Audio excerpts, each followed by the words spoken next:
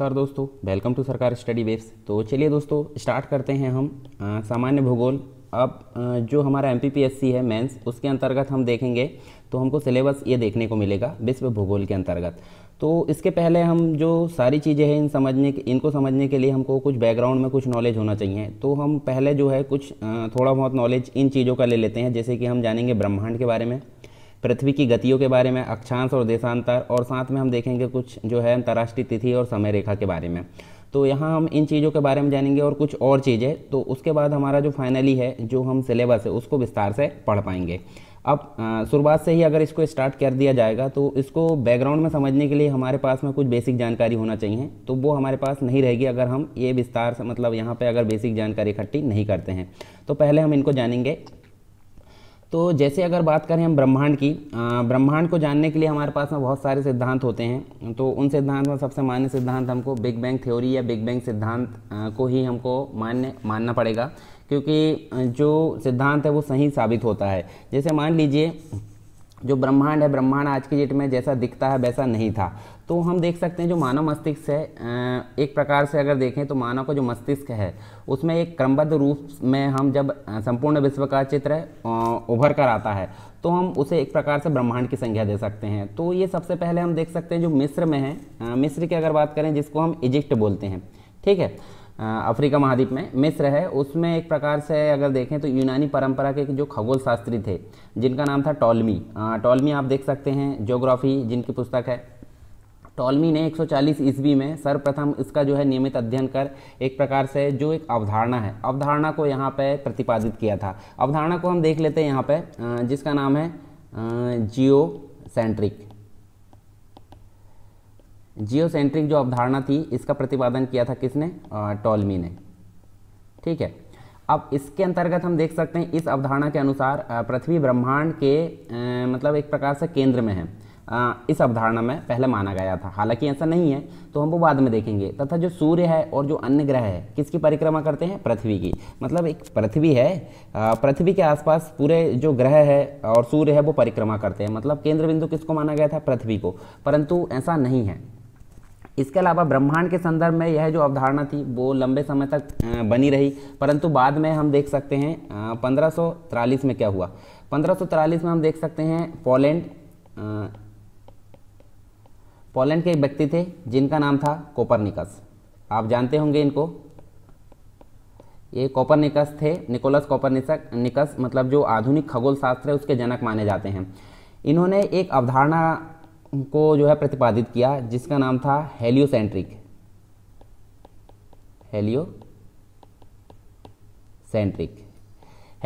अवधारणा का प्रतिपादन किया कोपरनिकस के द्वारा। और इसके पश्चात हम देख सकते हैं ब्रह्मांड के जो संदर्भ है उसमें एक क्रांतिकारी परिवर्तन आया। और इस अवधारणा के तहत कोपरनिकस ने बताया कि ब्रह्मांड के केंद्र में पृथ्वी नहीं है। मतलब ये वाली अवधारणा को क्रॉस कर दिया गया, किसने? कोपरनिकस के द्वारा। अब यहाँ ब्रह्मांड के केंद्र में किसको माना गया? सन को माना गया। मतलब ब्रह्मांड के केंद्र में सन है, अर्थात सूर्य है, और सूर्य के आसपास सारी जो ग्रह है और जो अन्य उपग्रह है वो सभी परिक्रमा करते हैं।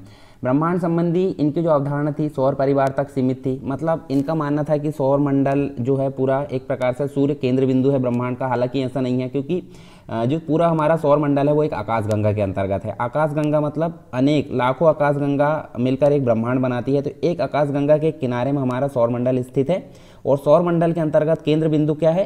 सन है वर्तमान में अगर देखें तो। परंतु इनके द्वारा पूरे ब्रह्मांड में केंद्र बिंदु किसको माना गया था? सूर्य को माना गया था। किसके द्वारा? कोपरनिकस के द्वारा।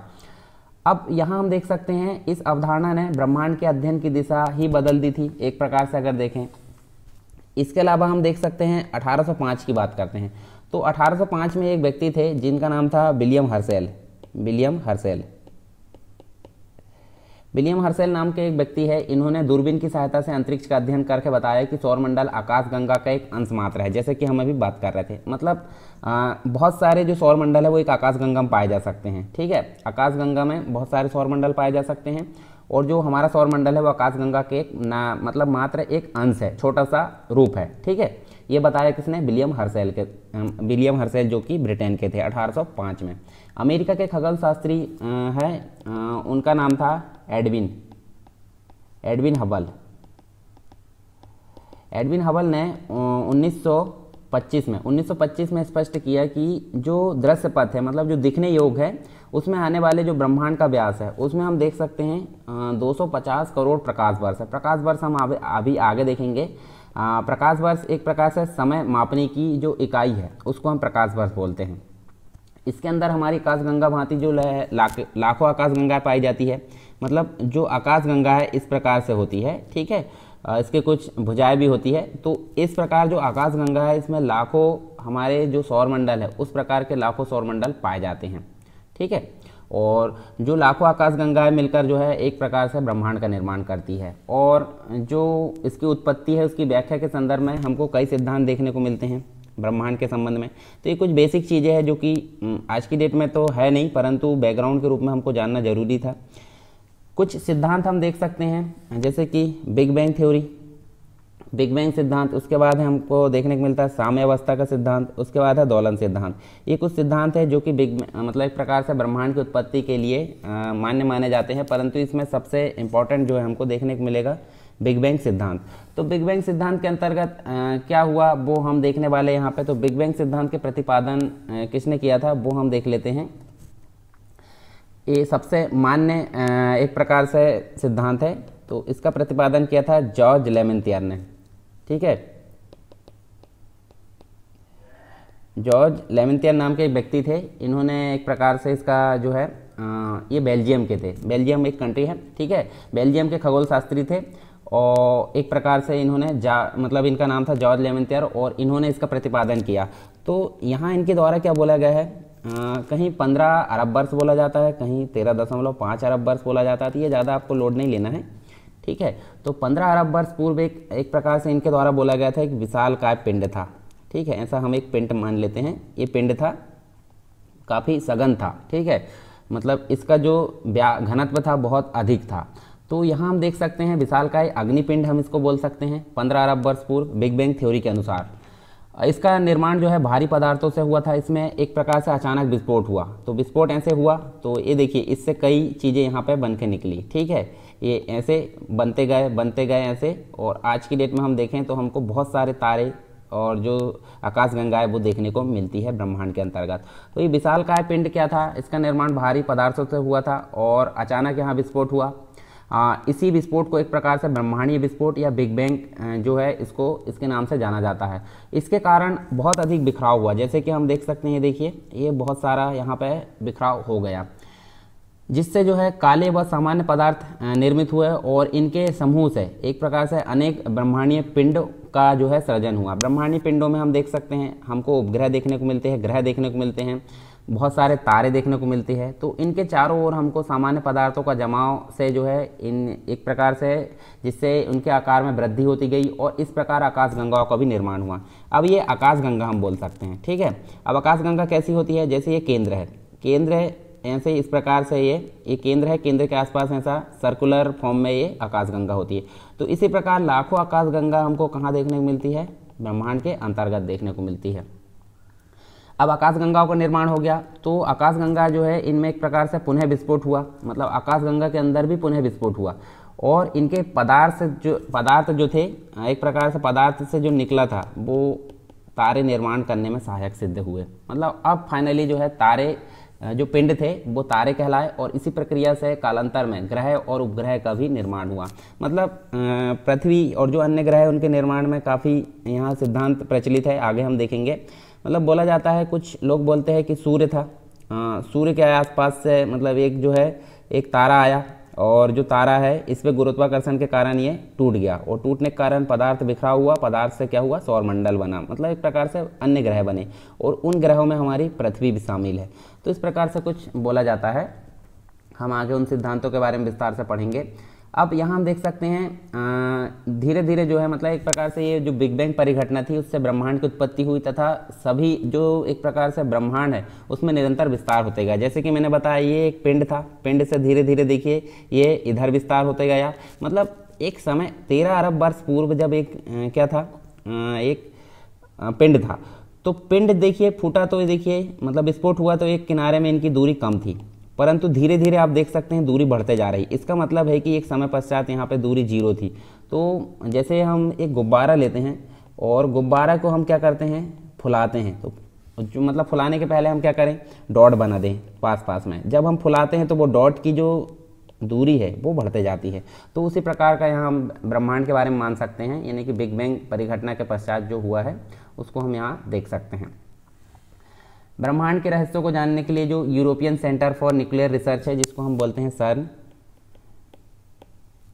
ठीक है, ये सर्न ने मतलब एक प्रकार से CERN, इसने 30 मार्च 2010 को जेनेवा में पृथ्वी की सतह से 100 फीट नीचे एवं 27 किलोमीटर लंबी एक सुरंग बनाई थी। और ये जो लार्ज हैड्रॉन कोलाइडर है, जिसे हम बोलते हैं एक प्रकार से LHC नामक एक ऐतिहासिक महाप्रयोग सफलतापूर्वक किया गया। इसमें 1000 से भी अधिक वैज्ञानिक शामिल थे।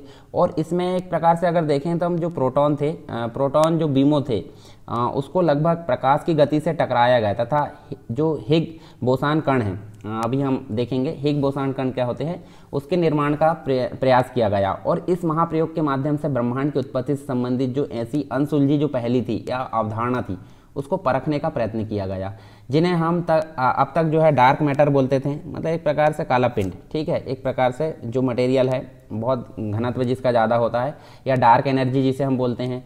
और एक और डायमेंशन वह गॉड पार्टिकल के नाम से भी इसको पुकारा जाता है, ठीक है। जैसे कि हम ये देख सकते हैं ब्रह्मांड पहले एक डार्क मतलब एक प्रकार से घनत्व ज़्यादा था, ऐसा पिंड था।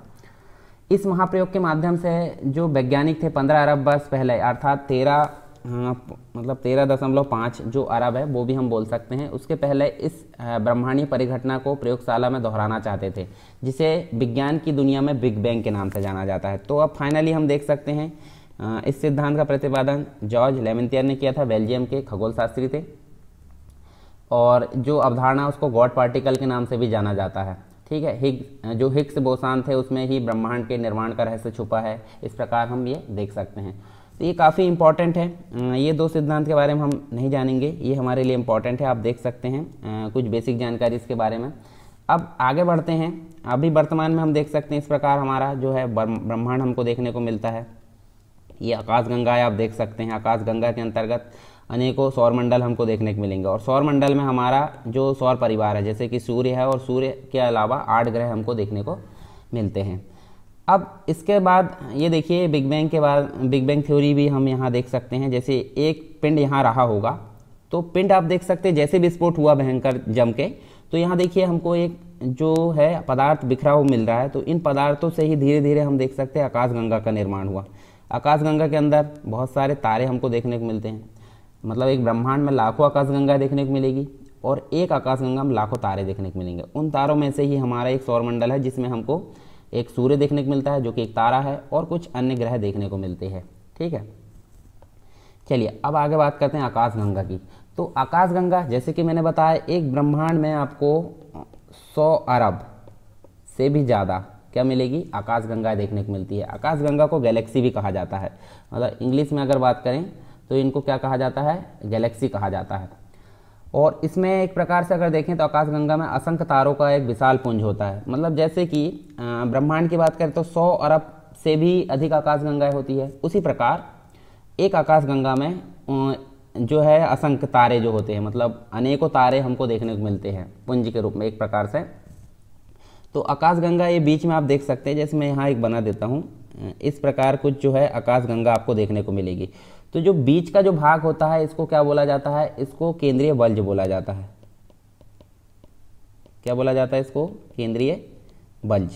केंद्रीय बल्ज मतलब इसका केंद्र बिंदु। और 3 घूर्णन जो है भुजाएं होती है, मतलब एक प्रकार से अगर देखें तो इस प्रकार से, ठीक है, एक भुजा ये हो गई, एक भुजा ये हो गई और एक भुजा ये हो गई। तो इस प्रकार से इसकी भुजाएं हमको देखने को मिलती है आकाशगंगा की। और ये तीनों घूर्णन भुजाएं अनेकों तारों से निर्मित हैं। मतलब जो ये जो भुजाएं है इसमें हमको यहाँ कहीं हमारा सौरमंडल दिख जाएगा और कहीं दूसरा सौरमंडल, अनेक तारे अलग अलग प्रकार से यहाँ देखने को मिलेंगे। और बल्ज जैसे कि हमने देखे हैं केंद्र बिंदु होता है आकाशगंगा का, यह तारों का संकेंद्रण यहाँ पर सर्वाधिक होता है। मतलब यहाँ फैलाव बाहर की ओर अगर देखें तो फैलाव ज़्यादा है, तो तारे यहाँ बिखराव हो जाएगा, परंतु यहाँ केंद्र बिंदु में ज़्यादा मतलब एक प्रकार से वहाँ घनत्व ज़्यादा दिखेगा, यानी कि वहाँ संकेंद्रण सर्वाधिक होगा। और प्रत्येक आकाशगंगा में लगभग 100 अरब तारे होते हैं। जैसे कि हम अगर देखें तो एक प्रकार से जो विशालकाय संरचना होती है उसकी आकाशगंगा, मतलब एक प्रकार से आकाशगंगा ब्रह्मांड में उपस्थित अन्य आकाशगंगाओं की अपेक्षा में एक दूसरे से 4 गुना ज़्यादा निकट है। जैसे मान लो ये आकाशगंगा और इसके हमारी आकाशगंगा के पास में एक और आकाशगंगा है, तो उसका नाम आप जानते ही होंगे, इसको बोला जाता है एंड्रोमेडा। ठीक है, सबसे करीबी पड़ोसी हम इसको बोल सकते हैं एंड्रोमेडा। जैसे कि हमारी आकाशगंगा है जिसमें हमारा सौरमंडल है, उसी प्रकार एंड्रोमेडा भी है हमारी आकाशगंगा के सबसे निकट की आकाशगंगा, जो कि हमारी आकाशगंगा से लगभग 2.2 मिलियन प्रकाश वर्ष की दूरी पर स्थित है। हमारी आकाशगंगा को क्या कहा जाता है? हमारी आकाशगंगा को मंदाकिनी कहा जाता है, मिल्की वे। ठीक है, मंदाकिनी इसको कहा जाता है। इसकी आकृति जो है सर्पिल, मतलब एक प्रकार से स्पाइरल बोलते हैं। जैसे ये देखिए, आप देख सकते हैं ये वाला जो मैंने बनाया है स्पाइरल आकार की है। और इस प्रकार की आकाशगंगा में नए व पुराने तारे सम्मिलित होते हैं। जैसे जो नासा है, अमेरिका की स्पेस एजेंसी जिसे हम बोलते हैं, जैसे हमारे यहाँ इसरो है, उसी प्रकार वहाँ पर नासा है। तो नासा ने हब्बल टेलीस्कोप की सहायता से रेलिक जो गैलेक्सी है उसकी खोज की थी। हमारी गैलेक्सी मंदाकिनी अर्थात मिल्की वे की अपेक्षा रेलिक जो है तारों की संख्या यहाँ पर दुगनी देखने को मिलती है। थोड़ी सी जानकारी है। और मिल्की वे रात के समय दिखाई पड़ने वाले तारों का एक समूह होता है जो हमारी आकाशगंगा का ही भाग होता है। एक और चीज़ यहाँ पे ओरियन नेबुला जो है हमारी आकाशगंगा के सबसे शीतल और चमकीले तारे होते हैं। ठीक है, और हमारी आकाशगंगा का व्यास 1 लाख प्रकाश वर्ष है। प्रकाश वर्ष मतलब एक वर्ष में प्रकाश के द्वारा नापी गई या चली गई दूरी को एक प्रकार से हम क्या बोलते हैं? प्रकाश वर्ष बोलते हैं। ठीक है, तो हमारी आकाशगंगा का जो व्यास है वो 1 लाख प्रकाश वर्ष है। ठीक, अब इसके अलावा हम देखें तो सूर्य जो है हमारी आकाशगंगा का एक तारा है, वो भी हमने यहाँ पे पहले देखे हैं। और यह आकाशगंगा की परिक्रमा 200 मिलियन यानी कि 20 करोड़ वर्षों में पूरा करता है। ठीक है, जो साइरस या डॉग स्टार है, एक है तारे का नाम जिसको हम साइरस भी बोल सकते हैं या फिर इसको डॉग स्टार भी बोलते हैं। तो ये पृथ्वी से 9 प्रकाश वर्ष दूर है। इसके अलावा जो सूर्य है, सूर्य के दोगुने जो द्रव्यमान है, उस दोगुने द्रव्यमान वाला एक तारा हम इसको बोल सकते हैं साइरस को। और यह सूर्य से 20 गुना अधिक चमकीला है एवं यह रात्रि में दिखाई पड़ने वाला सर्वाधिक चमकीला तारा है। और एक और चीज़ है जो प्रॉक्सिमा सेंचुरी है, सुने होंगे आपने प्रॉक्सिमा सेंचुरी।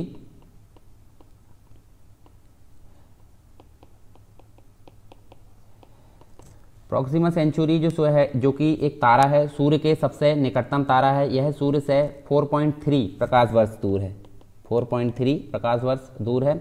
और गैलीलियो, मतलब आप गैलीलियो को जानते होंगे, गैलीलियो ने सन 1609 में, हम देख सकते हैं 1609 में क्या हुआ, पहली बार दूरबीन का प्रयोग करते हुए रात में आकाशगंगा का अध्ययन किया। और उन्होंने ऐसे तारों की पहचान की जिन्हें एक प्रकार से हम खुली आंखों से मतलब खुली आंखों से नहीं देख सकते हैं। ठीक है, मतलब हमको या तो कुछ या चश्मा लगाना पड़ेगा देखने के लिए और कोई यंत्र का प्रयोग करना पड़ेगा। इसके अलावा जो भारतीय अंतरिक्ष अनुसंधान संगठन है जिसे हम बोलते हैं इसरो, ठीक है, इसरो की अगर बात करें हम यहाँ तो 4 अगस्त 2015 को राजस्थान का जो उदयपुर है उसके फतेह सागर स्थित जो सौर वेधशाला, उसमें एशिया की सबसे बड़ी सौर दूरबीन मल्टी एप्लीकेशन सोलर टेलीस्कोप का निर्माण किया गया था। ये भी आप थोड़ी सी जानकारी यहाँ पे याद रख सकते हैं, हालांकि ज़्यादा हमको ध्यान नहीं देना है। तारे की अगर बात करें हम तो तारे का एक जीवन चक्र होता है। तो तारे का जीवन चक्र जैसे मान लीजिए, देखिए सबसे पहले आपको यहाँ दिखेगा, देखिए निहारिका होती है।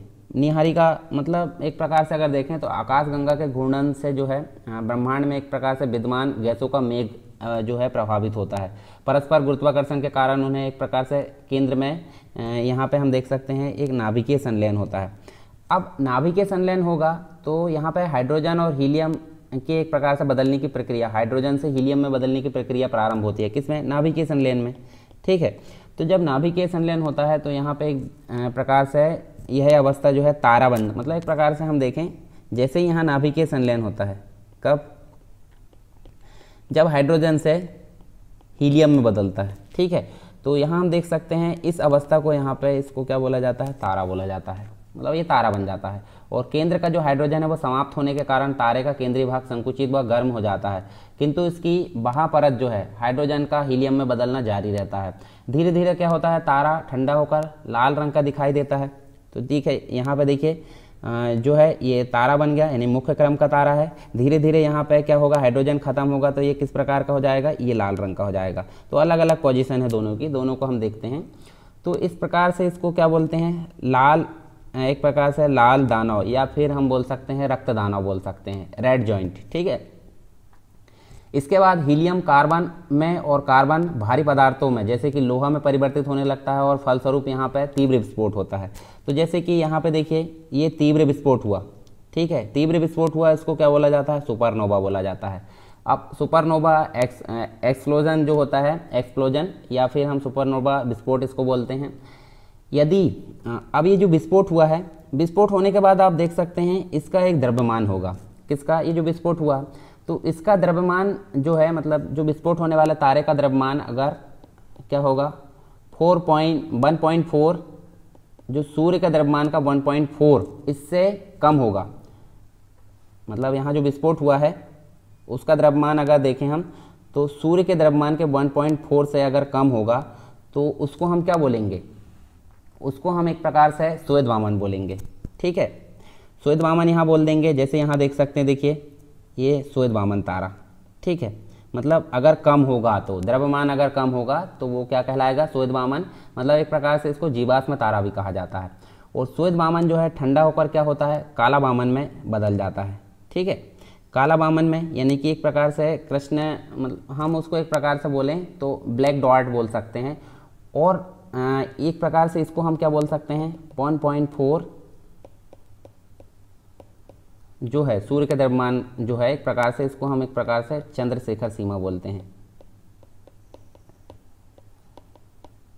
किसको बोलते हैं, जो 1.4 है सूर्य का द्रव्यमान, उसको हम क्या बोलते हैं, चंद्रशेखर सीमा के नाम से जाना जाता है। और अगर ये हमने देखे थे सूर्य के, जब विस्फोट होता है सूर्य के द्रव्यमान के 1.4 से कम होता है तो सिंपल सी बात है वो क्या कहलाएगा, श्वेत वामन। और अगर ज़्यादा होता है, मतलब द्रव्यमान अगर ज़्यादा होता है तो वो क्या होता है, मुक्त होकर एक प्रकार से घूमने लगता है। मतलब घूमते इलेक्ट्रॉन अत्यधिक वेग के कारण नाभिक को छोड़कर बाहर चले जाते हैं। तो जब वो बाहर चले जाते हैं तो हम उसको क्या बोलते हैं, जैसे अगर देखिए यहाँ कम था तो ये क्या बन गया, श्वेत वामन। और अगर ज़्यादा होगा तो वो घूमने लगते हैं और घूमने के कारण उनको क्या बोला जाता है, न्यूट्रॉन तारा बोला जाता है। न्यूट्रॉन तारा को हम पल्सर भी बोल सकते हैं। ठीक है, ये आपको पता होगा, पढ़े भी होंगे आपने बेसिक से ज्योग्राफी। तो हालांकि यहाँ हम बेसिक से कुछ जानकारी देख रहे हैं। न्यूट्रॉन तारा जो है असीमित समय तक सिकुड़ता चला जाता है, अर्थात न्यूट्रॉन तारे में अत्यधिक परिमाण में जो है द्रव्यमान अंततः एक ही बिंदु में संकृतित हो जाता है। मतलब एक प्रकार से जो पूरा द्रव्यमान है वो छोटा होकर एक बिंदु के रूप में शामिल हो जाता है, बिंदु के रूप में एक संकेंद्रित हो जाता है। और इस बिंदु को हम क्या बोलते हैं, इस बिंदु को बोलते हैं श्याम बीवर, या इसको हम बोल सकते हैं ब्लैक होल, यानी कि कृष्ण छिद्र। ठीक है, तो ये सारी चीज़ें आपको समझ में आई होगी। मतलब यहाँ पे एक जो है गैसों का जो समूह होता है वो होता है ब्रह्मांड में, और ये यहाँ पे हाइड्रोजन से हीलियम बनने की प्रोसेस चालू होती है। जब ये होता है तो यहाँ पे हमको तारा बनता हुआ नजर आता है। अब हाइड्रोजन धीरे धीरे खत्म होता है, परंतु बाहर ये प्रोसेस चलते रहती है तो वो लाल रंग में शामिल हो जाता है। लाल रंग यानी कि रक्तदानव। अब यहाँ पे एक विस्फोट होता है, सुपरनोवा विस्फोट। अब सुपरनोवा विस्फोट हुआ है और अगर उसका द्रव्यमान 1.4 सूर्य के द्रव्यमान से अगर कम है तो श्वेत वामन कहलाएगा। और अगर ज़्यादा है तो वो घूमने लगते हैं। मतलब वहाँ पे हम देख सकते हैं जो उसके नाभिक होते हैं वो केंद्र से, मतलब एक प्रकार से घूमते घूमते अब नाभिक को छोड़कर बाहर चले जाते हैं, तो उसको हम न्यूट्रॉन तारा या पल्सर बोलते हैं। और धीरे धीरे वो एक संकेंद्रित हो जाते हैं एक छोटे से बिंदु में, उसको हम बोल सकते हैं ब्लैक होल।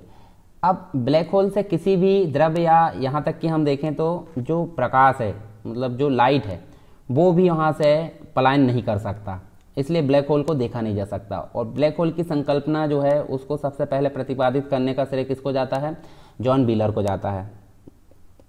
यहाँ आप देख सकते हैं जॉन व्हीलर को इसका सबसे पहले श्रेय जाता है। इसके अलावा जो जॉन व्हीलर ने ब्लैक होल की संकल्पना को मतलब प्रतिपादित किया था। और रॉग जो ब्लैक होल है, दो या अधिक ब्लैक होलों का समूह होता है। मतलब अगर दो या अधिक ब्लैक होल मिल जाते हैं तो वो क्या कहलाता है? रॉग ब्लैक होल कहलाता है। अब इसके बाद हम देखें तो जो क्वेसर होता है, क्वेसर एक चमकीला पदार्थ होता है। क्वेसर क्या होता है? एक चमकीला खगोलीय पिंड होता है जो अत्यधिक मात्रा में ऊर्जा उत्सर्जित करता है। नासा ने अब तक पहचाने गए सबसे पुराने तारे की भी खोज की है, जिसे केपलर के नाम से जाना जाता है। और केपलर जो है उसका एक प्रकार से 444 यानी 444 का इन्होंने नाम दिया है। तो ये सारी चीज़ हमने यहाँ पे देखे हैं तारे के जीवन चक्र के बारे में। अब हम जो है कुछ जानकारी देख लेते हैं सौर मंडल के बारे में। सौर मंडल आपको पता ही होगा, यहाँ पे हमको टोटल मिलाकर 8 ग्रह दिखते हैं, ठीक है। उसके बाद 172 से भी ज़्यादा, मतलब अभी शनि ग्रह में सबसे अधिक उपग्रह हमको देखने को मिलते हैं। तो लगभग 180 जो है उपग्रह हमको यहाँ पे देखने को मिलते हैं। इसके अलावा धूमकेतु हमको देखने को मिलते हैं यहाँ पे। धूमकेतु के अलावा कुछ उल्काएं देखने को मिलती हैं। फिर कुछ हमको क्षुद्र ग्रह भी देखने को मिलते हैं। तो ये संयुक्त रूप से हम क्या बोल सकते हैं? अच्छा, सूर्य की तो बात हमने करी नहीं, तो सबसे मुख्य जो है हमारा सूर्य है। तो इन सभी चीज़ों से मिलकर क्या बनता है? हमारा सौरमंडल बनता है। इसके अलावा हम देख सकते हैं यहाँ पे जो पहले हुआ करते थे वो 9 ग्रह हुआ करते थे, परंतु जो प्लूटो है, प्लूटो को 2006 में उपग्रह की श्रेणी से, मतलब ग्रह की श्रेणी से हटा दिया गया है। उसको क्षुद्र ग्रह में शामिल कर लिया, क्योंकि वो दूसरों की कक्षाओं को यहाँ पे क्रॉस करता था, ठीक है। मतलब ग्रह वाले जो नियम होते हैं उनको फॉलो नहीं करता था। इसके अलावा हम मुख्य रूप से अगर बात करें सूर्य की, तो सूर्य हम देख सकते हैं, आप संरचना देख सकते हैं सूर्य की।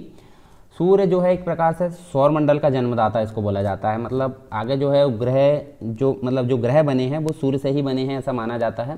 तो इसलिए सौरमंडल का जन्मदाता किसको माना जाता है? सूर्य को। और एक तारा है, जैसे कि हमने बात करे थे, तारा एक स्टार है ये, जो ऊर्जा और प्रकाश प्रदान करता है। सूर्य की ऊर्जा का स्रोत, मतलब एक प्रकार से सूर्य की ऊर्जा का जो स्रोत होता है वो उसकी केंद्र में जो हाइड्रोजन होता है, हाइड्रोजन परमाणुओं का नाभिकीय संलयन और हीलियम परमाणुओं में बदलना होता है। जैसे कि हमने तारे का जीवन चक्र देखे थे, हाइड्रोजन का हीलियम में बदलना, इस प्रकार से प्रोसेस चलते जा रही है। मतलब कभी ना कभी यहाँ हाइड्रोजन खत्म होगा और सूर्य का एक जीवन काल है, तो वो उस समय समाप्त हो जाएगा, ठीक है। अब देखिए, सूर्य का जो भाग हमें आंखों से दिखाई देता है उसे हम प्रकाश मंडल बोलते हैं। मतलब हम जो देख सकते हैं, जैसे हमारी पृथ्वी से हम देख सकते हैं, उसको हम क्या बोलते हैं? प्रकाश मंडल, या हम बोल सकते हैं उसको फोटोस्फीयर। ये भाग जो बाहर का भाग हम देख सकते हैं उसको क्या बोलते हैं? हम फोटोस्फीयर बोलते हैं, ठीक है। ये वाला जो भाग है फोटोस्फीयर कहलाता है। और सूर्य का जो महत्तम भाग जो केवल सूर्य ग्रहण के समय दिखाई देता है, ठीक है, तो उसको हम क्या बोलते हैं? कोरोना। आज की डेट में कोरोना काफ़ी चर्चा में है, तो आप याद रख सकते हैं कोरोना किसको बोलते हैं? सूर्य का वह भाग जो कि सूर्य ग्रहण के समय हमको दिखाई देता है वो कहलाता है कोरोना, ठीक है।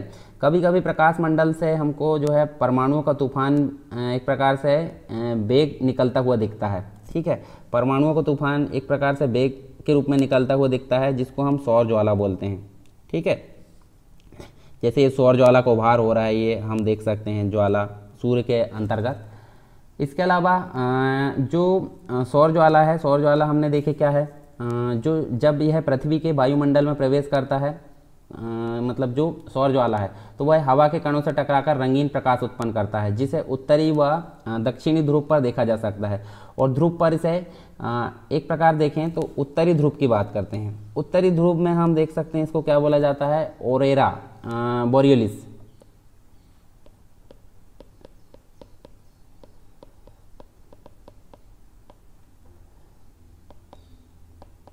कहाँ बोला जाता है? उत्तरी ध्रुव में। और दक्षिणी ध्रुव की अगर बात करें तो दक्षिणी ध्रुव में इसको बोला जाता है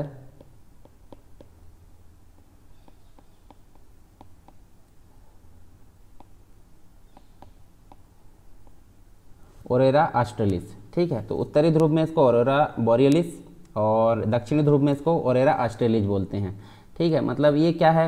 रंगीन प्रकाश है जो कि उत्तरी और दक्षिणी ध्रुव में हमको यहाँ पे दिखता है अलग अलग। और सौर ज्वाला जहाँ से निकलती है वहाँ काले काले धब्बे दिखाई पड़ने लगते हैं। मतलब जैसे अगर देखें तो ये देखिए, ये जो ज्वाला है सौर ज्वाला वो निकल गई है, तो इस प्रकार से कुछ धब्बे बन जाते हैं। ठीक है, ये वाले धब्बे बन जाते हैं। इन धब्बों को मतलब इन धब्बों को क्या बोला जाता है? सौर कलंक बोला जाता है। तो ये आप ध्यान में रख सकते हैं, सौर कलंक भी। इसके अलावा सूर्य के कोरोना का अध्ययन एक पृथ्वी पर इलेक्ट्रॉनिक संचार में व्यवधान पैदा करने वाले जो सौर लपटे है उसकी जानकारी प्राप्त करने के लिए यहाँ पे एक मिशन जो कि यहाँ हम देख सकते हैं इसरो के द्वारा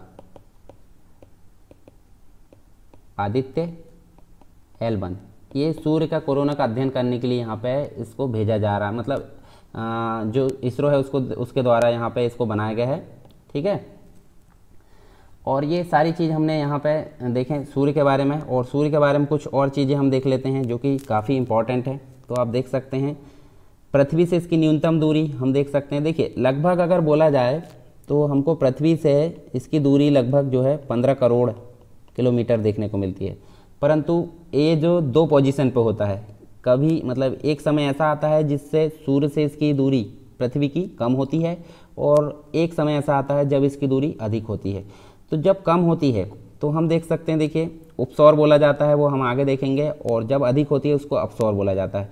तो उपसौर की स्थिति में हम यहाँ देख सकते हैं, ये देखिए 14 पॉइंट यानी 14.70 करोड़ किलोमीटर होता है, और जब अधिकतम होती है तो 15.21 करोड़ किलोमीटर होता है।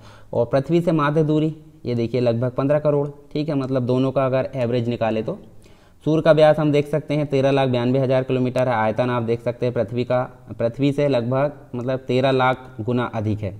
ठीक है, उसका 13 लाख गुना है मतलब मान लीजिए। और इसके अलावा द्रव्यमान की अगर बात करें तो द्रव्यमान पृथ्वी से 3,32,000 गुना है। तलीय गुरुत्व, केंद्रीय घनत्व, ये सब देख सकते हैं आप। रासायनिक संगठन काफ़ी इंपॉर्टेंट है। हाइड्रोजन यहाँ पे 71% है, हीलियम 26.5%, और कुछ अन्य तत्व है जो कि 2.5% है।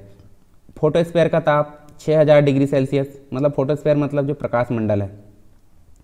इसके अलावा केंद्रीय ताप 15 मिलियन डिग्री सेल्सियस है। सूर्य के धब्बों का ताप 1500 डिग्री सेल्सियस है। कुछ और चीज़ें जैसे कि 10⁻26 जूल सेकेंड जो है इसके ऊर्जा का उत्सर्जन है। केंद्रीय दबाव देख सकते हैं आप। सूर्य की आयु 5 बिलियन वर्ष लगभग हम देख सकते हैं। सामान्य तारे का जो संभावित जीवन काल होता है वो 10 बिलियन वर्ष होता है। इसके अलावा सूर्य का जो प्रकाश है पृथ्वी तक पहुंचने में 8 मिनट 20 सेकंड के आसपास लगता है। सूर्य के प्रकाश की चाल आप देख सकते हैं 3 × 10⁸ ठीक है, ये हम देख सकते हैं, यानी कि 3 लाख किलोमीटर प्रति सेकंड की दर से ये इसकी चाल है प्रकाश की। इसके अलावा एक प्रकाश वर्ष जो है सूर्य के प्रकाश द्वारा एक वर्ष में तय की गई दूरी आप देख सकते हैं, ये है 10⁻12 मतलब 9.46 × 10⁻12 किलोमीटर है। अब सबसे जो बड़ी इकाई है मतलब प्रकाश की वो है पारसेक, यानी एक पारसेक की दूरी जो है सबसे बड़ी इकाई है ये 3.6 प्रकाश वर्ष है। तो हमने यहाँ किलोमीटर में भी देख लिए, प्रकाश वर्ष में भी देख लिए। इसके अलावा हम देख सकते हैं, अब ग्रह की बात करते हैं। ग्रह में भी काफ़ी इंपॉर्टेंट चीज़ हमको देखने को मिलेगी, जैसे कि तारे की जो परिक्रमा है। तारा मतलब सूर्य, सूर्य को हम क्या बोलेंगे? सूर्य को हम एक तारा बोलेंगे। ठीक है, ये क्या है? तारा। अब इसी की सब जो है एक प्रकार से परवलयकार यानी कि अंडाकार क्षेत्र में एक जो है अपनी अपनी कक्षा में क्या करते हैं? सूर्य का चक्कर लगाते हैं। तो सूर्य का चक्कर यानी कि तारे का चक्कर लगाने वाले या दूसरे के प्रकाश से प्रकाशित होने वाले जो आकाशीय पिंड हैं उनको हम क्या बोलते हैं? ग्रह बोलते हैं। ठीक है, ये जो है सूर्य से ही निकले हुए पिंड है तथा सूर्य की परिक्रमा करते हैं, इनका अपना प्रकाश नहीं होता है। तो ये सारी चीज़ हमने ग्रह के रूप में देखे। सभी जो है मतलब जो सभी ग्रह है वो सूर्य की परिक्रमा पश्चिम से पूर्व करते हैं। जैसे कि देखिए बुध की अगर बात करें, पृथ्वी की बात करें, मंगल की बात करें, बृहस्पति की बात करें, शनि की बात करें और वरुण की। अब 2 ग्रह क्यों छोड़ दिया मैंने? देखिए एक शुक्र छोड़ा हूँ, एक शुक्र ग्रह छूटा है, ठीक है ये वाला, और एक छूटा है अरुण। ये उल्टा मतलब विपरीत अवस्था में घूमते हैं। सभी ग्रह जब घूमते हैं कब? मतलब सूर्य की परिक्रमा पश्चिम से पूर्व की दिशा में करते हैं। तो शुक्र और अरुण जो है इसके अपवाद है, मतलब ये पूर्व से पश्चिम दिशा में परिभ्रमण करते हैं। ठीक है, बाकी सब पश्चिम से पूर्व करते हैं, ये पूर्व से पश्चिम करते हैं दोनों। एक शुक्र है और एक अरुण है, इसके अपवाद हैं। ठीक है, कुछ इसमें आंतरिक ग्रह होते हैं और कुछ बाह्य ग्रह होते हैं। जैसे कि आंतरिक ग्रह को भीतरी ग्रह या पार्थिव ग्रह बोलते हैं, और बाहरी ग्रह हम देख सकते हैं बाहरी ग्रह या जोबियन ग्रह बोला जाता है। तो यहाँ से अगर बात करें हम यहाँ से, तो देखिए आंतरिक ग्रह में बुध, शुक्र, पृथ्वी, मंगल आ जाते हैं, और बाहरी ग्रह में हम देख सकते हैं पृथ्वी, शनि, अरुण, वरुण आते हैं। ठीक है, क्योंकि ये बड़े आकार के होते हैं। तो सबसे बड़े आकार में अगर देखें तो बड़े आकार में बृहस्पति देखने को मिलेगा, फिर हमको देखने को मिलेगा शनि, फिर अरुण, फिर वरुण, फिर पृथ्वी, और उसके बाद हमको शुक्र देखने को मिलता है, फिर मंगल और बुध देखने को मिलता है। तो ये हम अभी देखेंगे। सूर्य से दूरी के क्रम में हम देख सकते हैं पहले नंबर पर बुध आता है, फिर शुक्र आता है, फिर पृथ्वी, फिर मंगल, फिर बृहस्पति, शनि, अरुण और वरुण। और साइज़ में भी हमने देख लिए, तो साइज़ में हम देख सकते हैं, देखिए यहाँ पे इनको इंग्लिश में क्या बोलते हैं वो भी आप देख लेना। तो आकार के अनुसार देख लेते हैं। आकार के अनुसार सबसे पहले नंबर पर बृहस्पति आता है, फिर शनि आता है, फिर अरुण आता है, फिर वरुण, फिर पृथ्वी, फिर शुक्र और मंगल और बुध। द्रव्यमान के अनुसार अगर देखें तो द्रव्यमान में वही फिर से पोजीशन वही हम देख सकते हैं ऊपर वाली, ये आपको अलग से नहीं याद करना पड़ेगा। घनत्व के अनुसार आप देख सकते हैं, तो घनत्व में हम देख सकते हैं पृथ्वी सबसे अधिक घनत्व, ठीक है ये, ठीक है। उसके बाद है नेक्स्ट जो है बुध का, फिर है शुक्र का, फिर मंगल, फिर वरुण, बृहस्पति, अरुण और शनि। इसके अलावा टेरेस्ट्रियल मतलब बाहरी ग्रह जो है, बाहरी ग्रह के रूप में ये देख सकते हैं हम। देखिए 4 ग्रह आपको देखने को मिलते हैं। दूरी के अनुसार ग्रहों का आरोही क्रम देख सकते हैं, तो ये हमने तो अभी देख लिए ऊपर। परिक्रमण अवधि के अनुसार भी देख सकते हैं आप। बुध सबसे कम समय में, शुक्र, पृथ्वी, मंगल, बृहस्पति, शनि, अरुण, वरुण। मतलब सबसे अधिक समय किसको लगता है सूर्य के परिक्रमा करने में? वरुण को। सबसे कम किसको लगता है? बुध को लगता है। परिक्रमण वेग भी आप देख सकते हैं, तो काफ़ी ये इम्पॉर्टेंट है आपके लिए, ठीक है। कभी कभी MCQs यहाँ से पूछे जा सकते हैं, तो ये भी इम्पॉर्टेंट यहाँ देखने को मिलता है। अब इनमें से एक एक ग्रह के बारे में हम जान लेते हैं, ठीक है। तो सबसे पहले अगर देखें हम यहाँ देख सकते हैं, चलिए मैं यहाँ सबसे पहले आपको क्या देखने को मिलेगा? ये देखने को मिलेगा आपको बुध। तो बुध के बारे में थोड़ी जानकारी देख लेते हैं। सबसे छोटा ग्रह है, ठीक है, सौरमंडल का सबसे छोटा है, और सूर्य का जो परिक्रमा है वो 88 दिनों में कर लेता है। वायुमंडल यहाँ पे हमको नहीं दिखता, आंतरिक ग्रह की श्रेणी में आता है, और यहाँ का तापांतर सबसे अधिक होता है। सबसे अधिक कितना होता है? 560 डिग्री सेल्सियस, क्योंकि सबसे किनारे में है, सूर्य का प्रकाश सीधे आता है। पृथ्वी के 90 दिन के बराबर इसका एक दिन होता है, और पृथ्वी का मतलब 1/18वां भाग है एक प्रकार से इसका मास परिमाण हम बोल सकते हैं। इसके कोई उपग्रह भी नहीं है, तो हम इसके बारे में याद रख सकते हैं। दूसरा है हमारा शुक्र। शुक्र भी एक प्रकार से किनारे में ही स्थित, इसका भी कोई उपग्रह नहीं है। 255 दिन में ये परिक्रमा पूरी करता है, और विपरीत अवस्था में, यानी कि ये पश्चिम से पूर्व घूमता है और ये पूर्व से पश्चिम घूमता है, तो आप इतना याद रख लीजिए। और सूर्य व चंद्रमा के बाद सबसे चमकीला तारा इसको बोला जाता है, यानी कि इसको सांझ का तारा बोला जाता है और भोर का तारा भी बोला जाता है, ठीक है। सांझ का तारा और भोर का तारा इसको बोला जाता है। पृथ्वी की बहन अर्थात पृथ्वी की जुड़वा बहन इसको कहा जाता है। कार्बन डाइऑक्साइड यहाँ हम देख सकते हैं 95% लगभग, मतलब 90 से 95% यहाँ हमको कार्बन डाइऑक्साइड या CO2 देखने को मिलेगी। प्रेशर कुकर की दशा में ये उत्पन्न होती है एक प्रकार से देखें, मतलब जो कार्बन डाइऑक्साइड है 90% के आसपास है, इसलिए यहाँ प्रेशर कुकर की दशा उत्पन्न होती है। और बुध के समान इसका भी कोई उपग्रह नहीं है। फिर हम देखते हैं हमारा अद्भुत ग्रह, जिसको हम पृथ्वी बोलते हैं। पृथ्वी अर्थात अर्थ, ठीक है, इसको हम विस्तार से आगे भी देखेंगे। तो पृथ्वी के बारे में तीसरे नंबर पर है, मतलब सूर्य से दूरी के क्रम में तीसरे नंबर पर, और साइज के अनुसार अगर देखें तो 5वें स्थान पर है।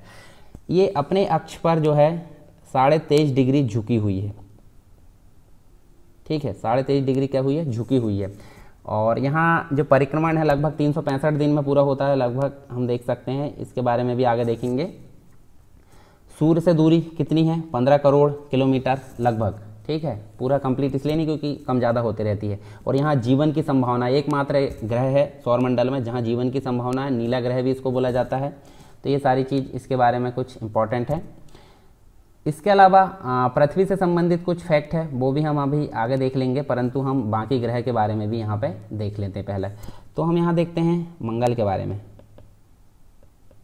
मंगल ग्रह भी हम देख सकते हैं, तो ये सूर्य से दूरी के क्रम में 4थे नंबर पर आता है।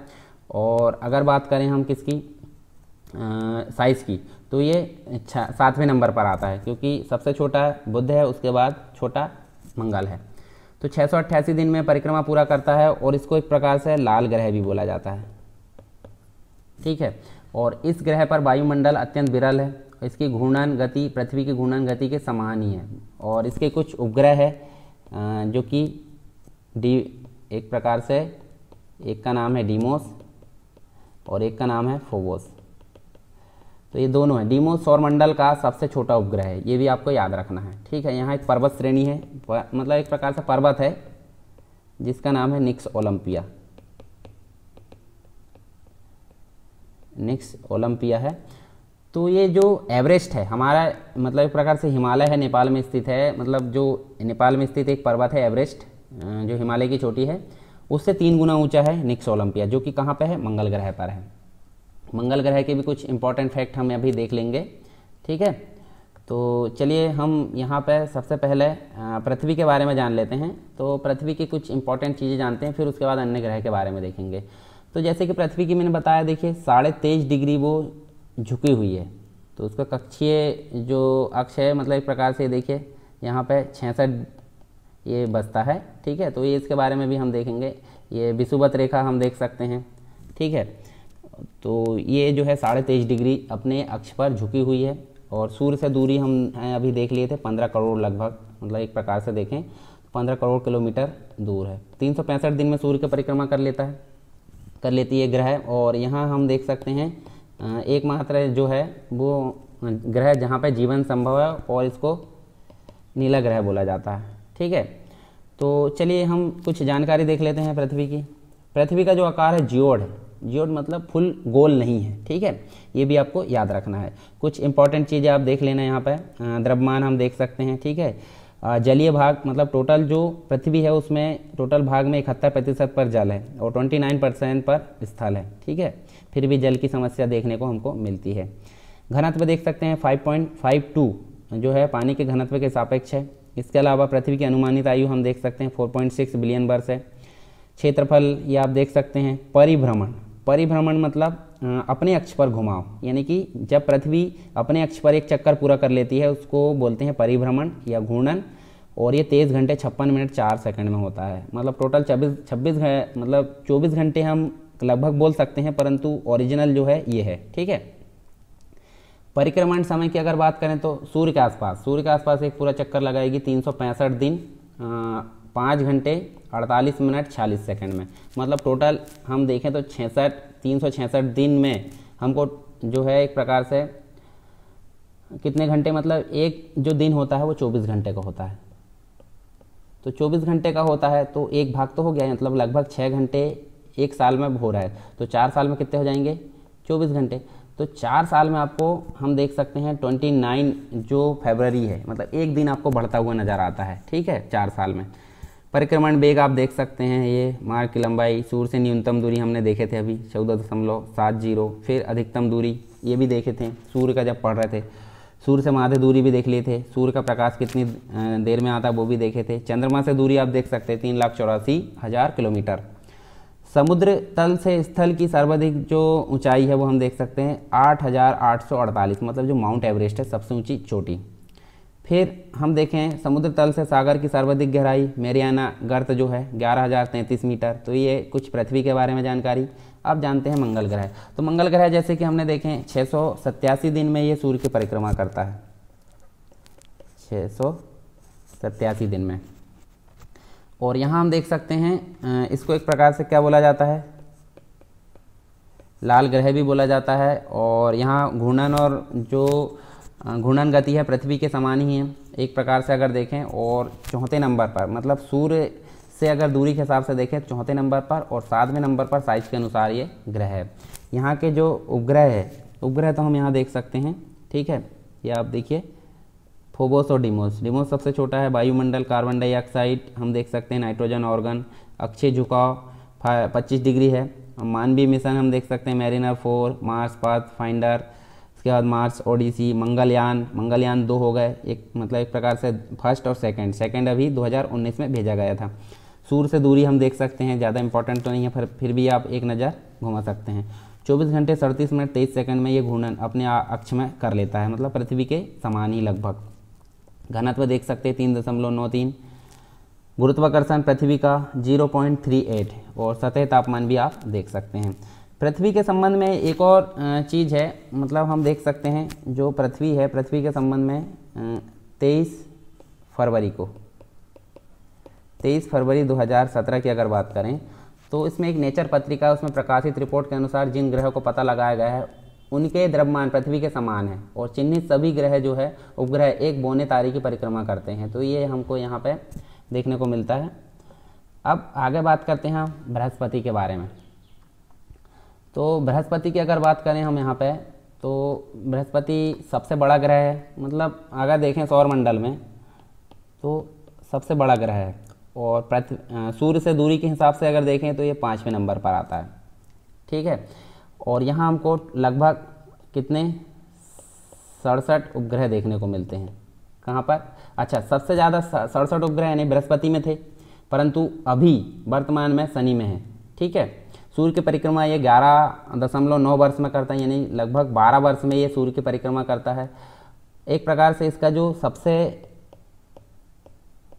बड़ा उपग्रह है उसको बोला जाता है गैनीमेड, ठीक है। यह सौरमंडल का सबसे बड़ा उपग्रह है।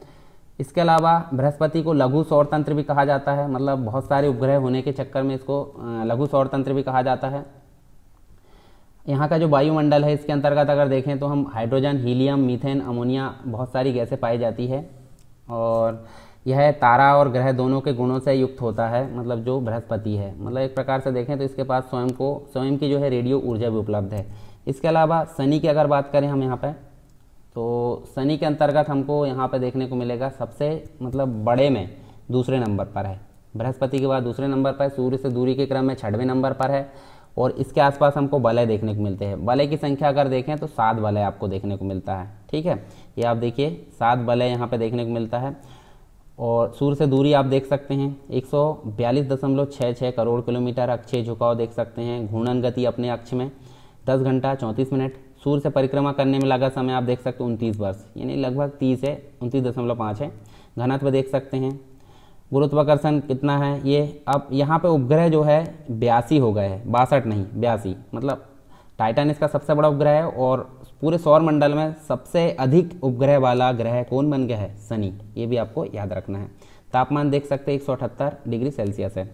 वायुमंडल में हमने देखें हाइड्रोजन, हीलियम, मीथेन, अमोनिया, मतलब जो बृहस्पति है उसके अनुसार ही यहाँ पे जो है गैसें पाई जाती है।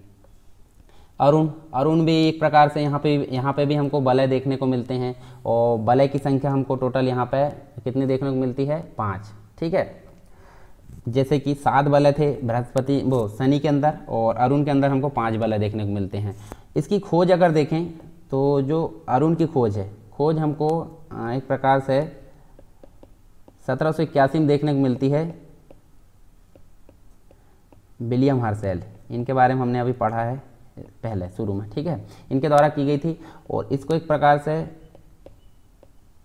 लेटा हुआ ग्रह भी बोला जाता है। किसको? अरुण को।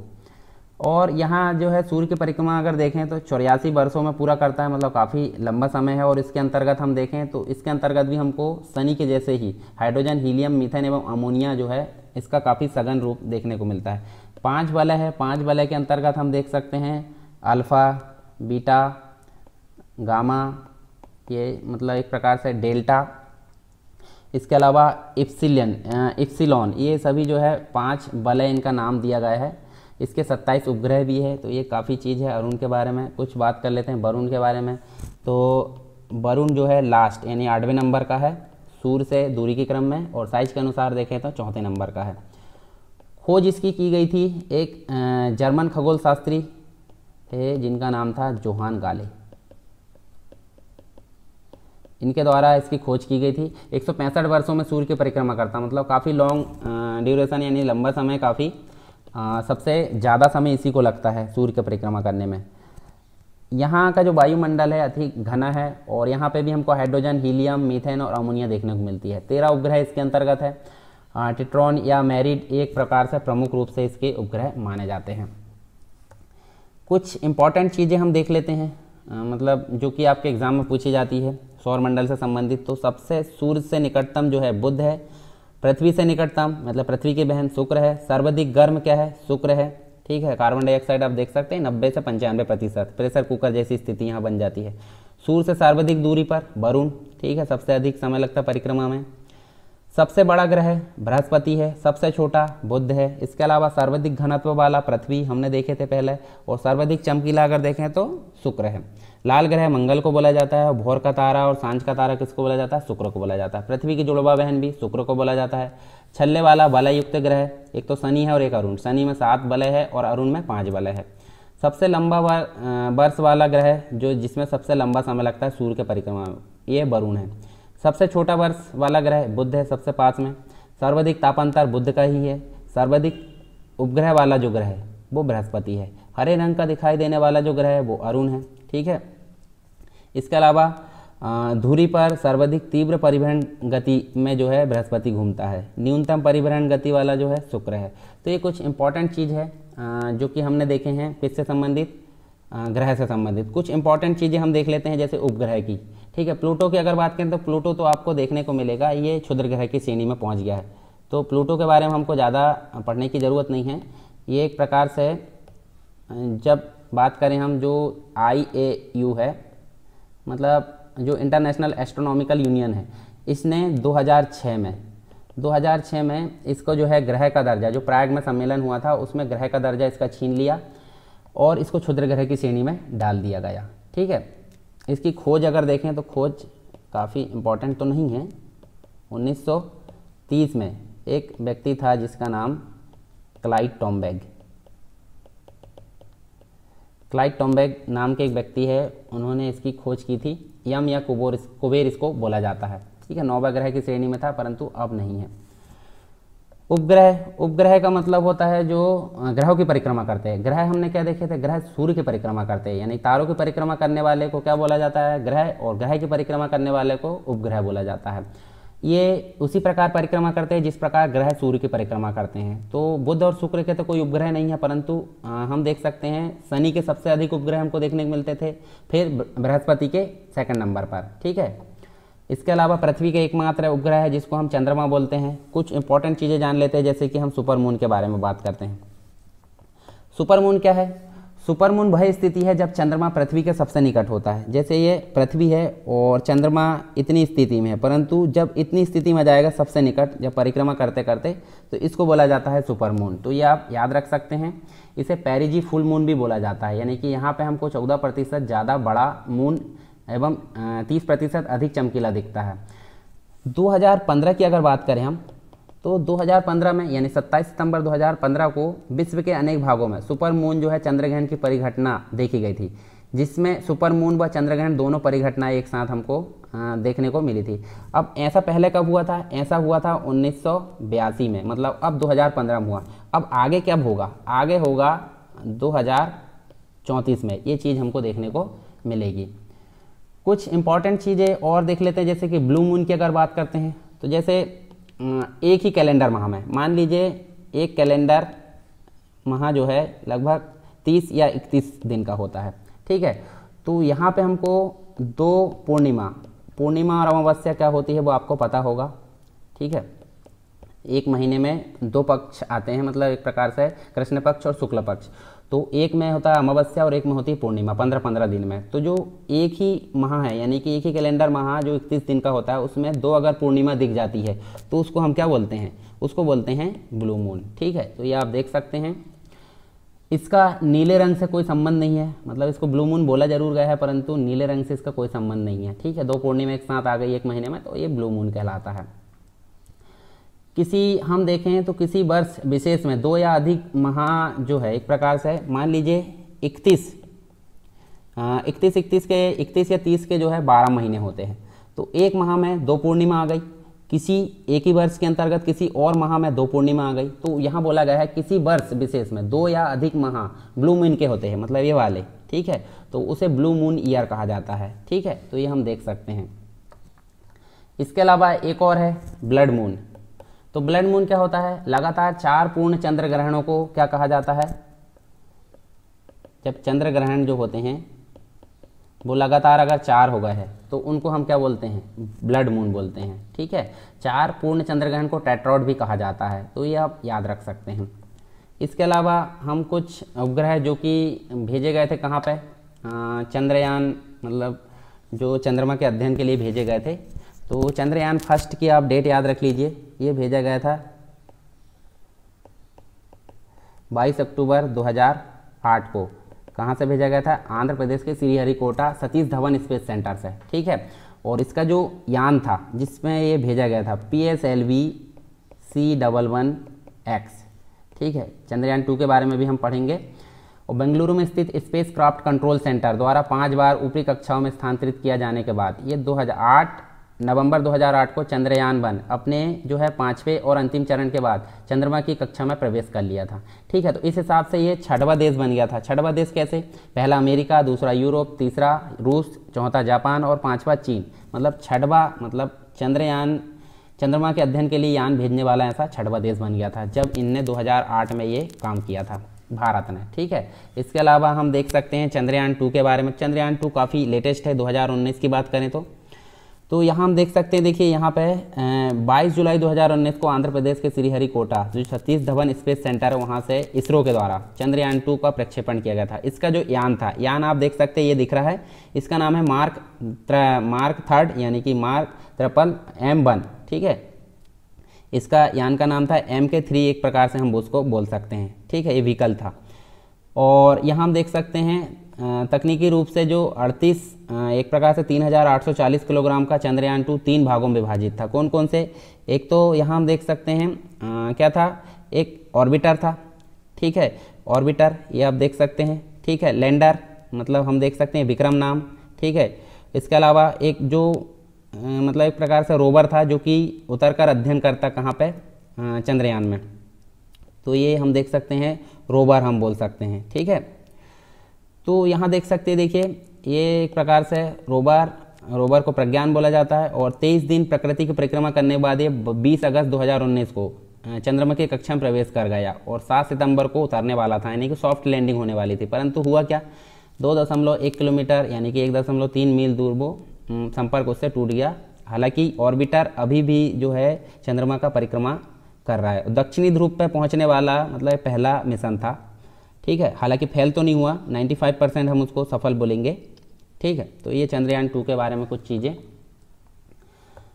इसके अलावा कुछ कृत्रिम उपग्रह देख लेते हैं, जैसे कि जो नेचुरल होते हैं वो तो प्राकृतिक हो गए, परंतु मानव के द्वारा अपनी सुविधा के लिए कुछ एक प्रकार से देखें तो कुछ जानकारी इकट्ठा करने के लिए, जैसे सैटेलाइट वगैरह, रेडियो, इन चीज़ों के लिए जो उपग्रह बनाए जाते हैं उनको मानव निर्मित या कृत्रिम उपग्रह बोला जाता है।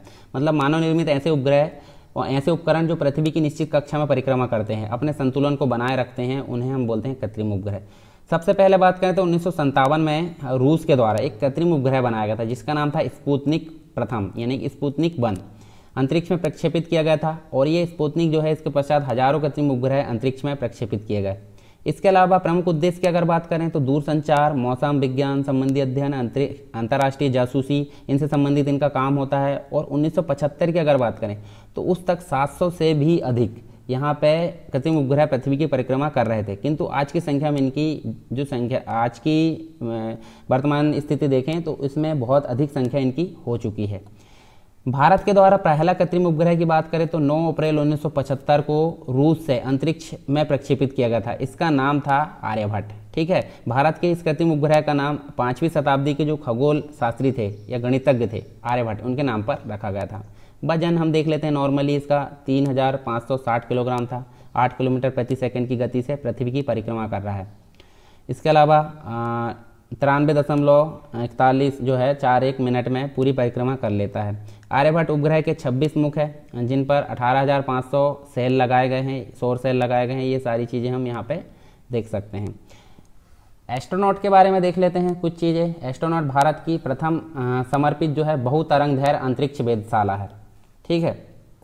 एक प्रकार से हम बोल सकते हैं वेधशाला है ये, और खगोलीय शोध को समर्पित है, मतलब खगोल विज्ञान जो है उसके लिए उसको समर्पित किया गया है। यह वेधशाला पृथ्वी की निचली निकट जो भूमध्य रेखीय कक्षा है उसमें लगभग 650 किलोमीटर की ऊंचाई पर स्थापित किया गया है। तो ये एस्ट्रोनॉट के बारे में कुछ इंपॉर्टेंट। वीनस उपग्रह जो है, वीनस मतलब vegetation and environment monitoring on a new micro satellite, ठीक है। तो हालांकि मैं यहाँ लिख भी देता हूँ vegetation and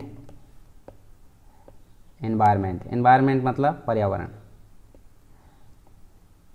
environment monitoring on a new micro satellite. ठीक है, इसके अलावा एक प्रकार का माइक्रो उपग्रह इसको हम बोल सकते हैं, जिसका वजन 265 किलोग्राम है, और इस उपग्रह को इजरायली अंतरिक्ष एजेंसी मतलब जो ISA है, इजराइल की अंतरिक्ष एजेंसी, तथा जो फ्रांस की एजेंसी है जिसे हम सीनेस बोलते हैं, इसके द्वारा संयुक्त रूप से विकसित किया गया था। ठीक है, मतलब जो उपग्रह है अंतरिक्ष से पृथ्वी की वनस्पतियों की मॉनिटरिंग करने के लिए, इसको एक प्रकार से निगरानी करने के लिए डेवलप किया गया है। उल्काश में या उल्का पिंड की अगर बात करें तो उल्का पिंड एक प्रकार से धूल व गैस से निर्मित पिंड जब वायुमंडल में प्रवेश करते हैं तो पृथ्वी के गुरुत्वाकर्षण के कारण तेजी से पृथ्वी की ओर आकर्षित हो जाते हैं। तो हमको क्या लगता है, एक टूटता हुआ तारा जैसे दिखता है। ठीक है, टूटता तारा जैसे आपने देखा भी होगा। ठीक है, कुछ लोग बोलते हैं टूटते तारे से जो हमारी मुराद होती है वो पूरी हो जाती है, जो हम मांगते हैं, हालांकि ऐसा कुछ नहीं है। ठीक है, प्राय ये पृथ्वी पर पहुंचने से पूर्व ही जलकर राख हो जाते हैं, परंतु कभी कभी ये एक प्रकार से आ जाते हैं तो पृथ्वी पर गिर जाते हैं, तो काफ़ी गड्ढे ये बना देते हैं। ठीक है, कुछ इंपॉर्टेंट चीज़ और जैसे पुच्छल तारे की अगर बात करें, धूमकेतु हम बोल सकते हैं। तो जैसे ये देखिए आपको चित्र में दिख रहा है, तो जो ये आकाशीय धूल, बर्फ और हिमानी गैसों के पिंड होते हैं जो सूर्य से दूर ठंडे व अंधेरे क्षेत्र में रहते हैं। सूर्य के चारों ओर ये लंबी किंतु अनियमित या असंकेंद्रित कक्षा में घूमते हैं, और अपनी कक्षा में घूमते हुए कई वर्षों के पश्चात जब ये सूर्य के समीप आते हैं तो कुछ भाग इनका एक प्रकार से ऐसा टूट जाता है, या फिर एक प्रकार से गर्म होकर इनसे गैसों के फुहारे निकलते हैं। तो एक प्रकार से ये जो होते हैं पूंछ टाइप इनकी बन गई है, तो पूंछ टाइप बन जाने के कारण इनको एक प्रकार से पुच्छल तारा बोला जाता है, कॉमेट्स बोल सकते हैं। पुच्छल तारे के शीर्ष को, ये वाले शीर्ष को क्या बोला जाता है, कोमा। ठीक है, कोमा इनको बोला जाता है। लंबी अवधि का धूमकेतु है, 70 से 90 वर्षों के अंतराल पर दिखाई पड़ता है। हेली जो पुच्छल तारा है, हेली पुच्छल तारा भी इन्हीं में से एक है, मतलब जो 76 वर्ष है उसके अंतराल में ये दिखाई देता है। 1986 में दिखाई, मतलब एक प्रकार से देखा गया था, आगे 76 वर्षों में इसको फिर से देखा जाने वाला है। इसके अलावा क्षुद्र ग्रह की अगर बात करें, क्षुद्र ग्रह आपको नॉर्मली कहाँ देखने को मिलते हैं, एक तो बृहस्पति और मंगल ग्रह के बीच में जो ग्रह के टुकड़े हैं जो कि कुछ कारणों से टूट जाते हैं, तो उनके टुकड़े एक परिक्रमा करते हैं, मतलब एक निश्चित कक्षा में परिक्रमा करते हैं, तो उसको बोला जाता है क्षुद्र ग्रह। ठीक है, क्षुद्र ग्रह मंगल और बृहस्पति ग्रह जैसे कि मैंने बताया उसके मध्य क्षेत्र में परिक्रमा करते हैं, और एक प्रकार से इनकी अनुमानित संख्या हम 40,000 बोल सकते हैं। इनकी उत्पत्ति ग्रहों के विस्फोट के फलस्वरूप होती है, तो ये हम काफ़ी यहाँ पे देख सकते हैं। अब जो नेक्स्ट हम पढ़ेंगे वो पढ़ेंगे हम पृथ्वी की गतियाँ। तो इस लेक्चर में इतना ही, मिलते हैं नेक्स्ट लेक्चर में, तब तक के लिए जय हिंद। आपको लेक्चर कैसा लगा और डिटेल में चाहिए या फिर आपको इन सभी चीज़ों को और मतलब अगर आपको नॉलेज होगा तो हम जल्दी जल्दी स्किप करके आगे चलते जाते हैं, तो कमेंट बॉक्स में अपनी प्रतिक्रिया जरूर दें। बिना कमेंट करे आप जो है मतलब एक प्रकार से अगर वीडियो देख लेते हैं तो आप कमेंट जरूर करना है कैसा लगा लेक्चर ये बताने के लिए। तो चलिए दोस्तों, मिलते हैं नेक्स्ट लेक्चर में, तब तक के लिए जय हिंद।